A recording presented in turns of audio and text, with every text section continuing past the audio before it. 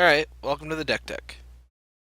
Today, I'm going to do a deck tech on Dimir Specters. A Specter is a creature. It's usually a flyer, and when it deals damage to a player, or enters the battlefield, depending on the Specter, they have to discard a card. It's a flying, evasive threat. That makes people have to discard cards.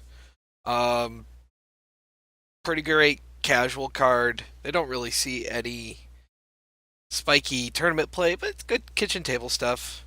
Liliana Specter has been showing up in some of the mono blacklists in Popper, actually. Pretty sweet addition. Gives them an evasive threat, discards a card when it enters the battlefield. Good card. But that's not what I'm doing today. I'm not doing a deck tech on Popper Specters. We're going to do one for Standard. Standard, right now, does not have any Specters in it. But you can kind of build your own. Let's get to the deck tech. Starting with creatures. Creatures, I'm running 4 of Siren Storm Tamer, a 1/1 for 1, pretty sweet. Added ability of being a counter spell on a stick. Only counters spells that target you or a creature you control. But it can, do a impression of Spellskite only once. But it can save you from, a lightning bolt to the face, save other creatures that are more important that you don't want to die. Most importantly at all, this little card here can save you from a Settle the Wreckage. Because Settle the Wreckage targets you. So 1 blue mana, you get in with the rest of your team, they wasted 4 mana and a spell. You still have your board. Really important. Really key card in the deck. Going on to my next flyer, Skyship Plunderer. Only really in here because it's a 2 mana 2/1 flyer. Just a better clock, gets in there. The ability where it gets to proliferate a counter on target creature or player doesn't come up in this deck very much. There is a little bit of a synergy with the Stormfleet Aerialist if you do get the raid trigger and get the counter on that. But that's the only target you have in this deck as it currently sits. I had other versions of this deck with energy themes, so you could get an extra energy counter. I debated going -1/-1 counter themes and use it that way and really go heavier on the Plunderer. But for the most part, it's just good enough to be a 2 mana 2/1 flyer with the random upside of being able to bump an Aerialist. Probably the most important card in the deck is the Kitesail Freebooter. It is a duress on a stick. It's always a 2 for 1. You get to look at your opponent's hand. You get to take probably the removal spell that's going to kill the Freebooter to get back whatever spell they want. Hopefully they only have 1. But it's good early, gets better as the game goes on. Say they're about to untap with 5 mana, you know they have a Fumigate in hand. Drop a Kitesail Freebooter, take care of that. Again, it's a flying threat in this deck. And when you're building Specters, you want to fly. Nimble Obstructionist, 3/1 flyer with flash. I wish there was more flying flash creatures in this format. The best 2 are probably the 2 I got here. Cycling to stop a Planeswalker can catch people off guard. I've used it to stop a Noxious Gearhulk from being able to kill a creature and then swung back for lethal. The 2 Dreamcaller Sirens. Notice that most of the deck here, short of Brawl and the Obstructionists, are pirates. So the tap down 2 creatures, you flash it in on their combat step, can really swing the race in your favor. Just a 3/3 body for 4 is still pretty good as well. The not being able to block only creatures with flying, never really relevant. You're trying to turn stuff sideways. Brawl, Chief of Compliance, the only ground-based creature in this deck. Mostly in here because of the ability to make my instants and sorceries cost one less. Why else would you run Brawl? He's also a 1/3, so if your opponent's playing Temur Energy and doesn't have a removal, you can, stonewall a Lawn Tusk Cub in the early games until you hit yours. So, could be really relevant. Let's get on to the spell package. I'm running 14 spells, 3 unsummons, 1 blue mana, pick up a pesky creature. Ideally, I don't want to be. I don't care about the ground creatures. The only thing I'm really afraid of in this deck is stuff that can block my flyers and stuff that gains life. Anything else, it's not an issue. Just try to ignore it as much as possible. If Unless it's like a Lawn Tusk Cub, then Fatal Push is always an option. Also running 3 Fatal Push.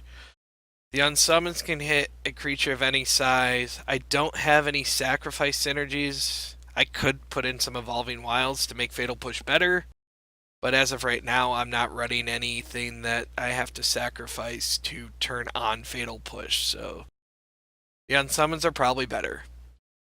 Lookout's Dispersal. As you saw from the creature package, I'm running a lot of pirates.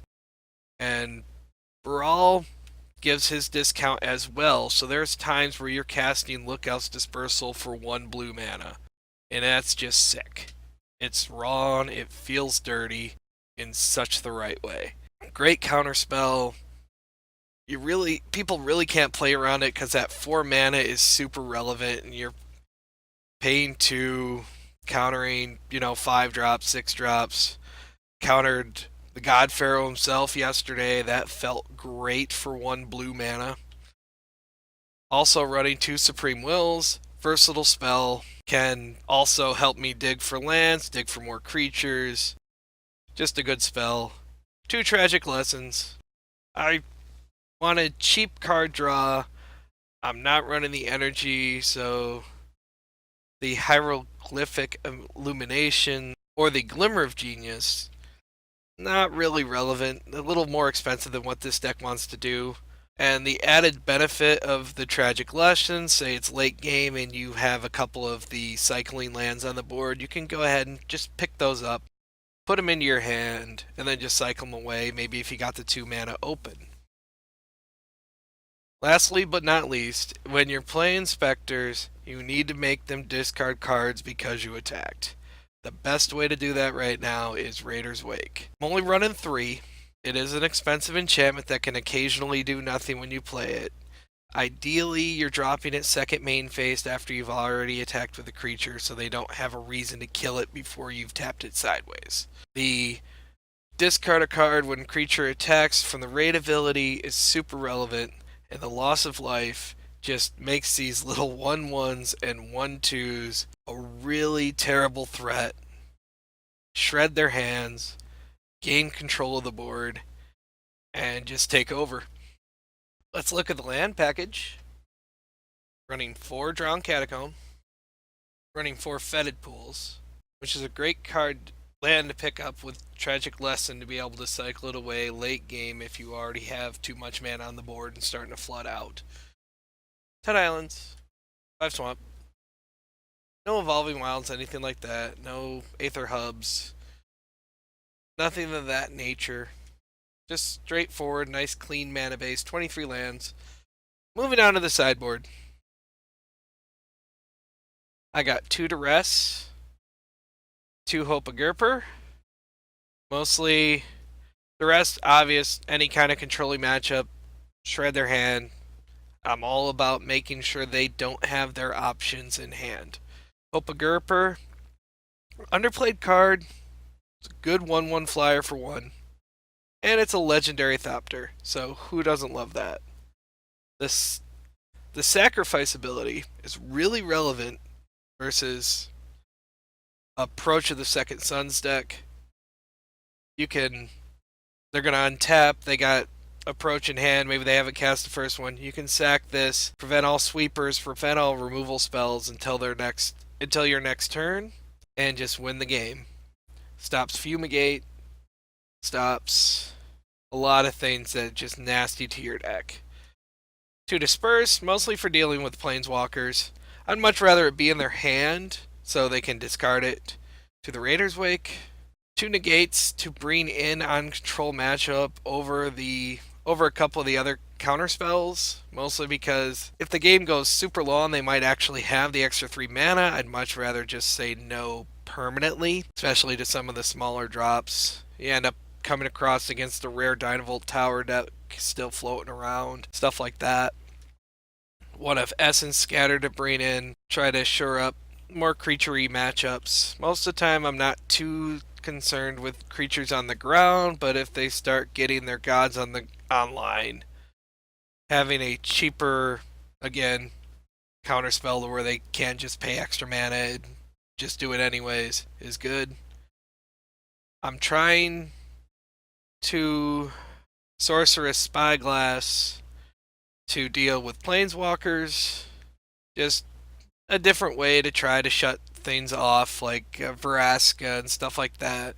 This makes it so Vraska can't blow up your artifact, which is pretty relevant. 2 of Doomfall to deal with gods.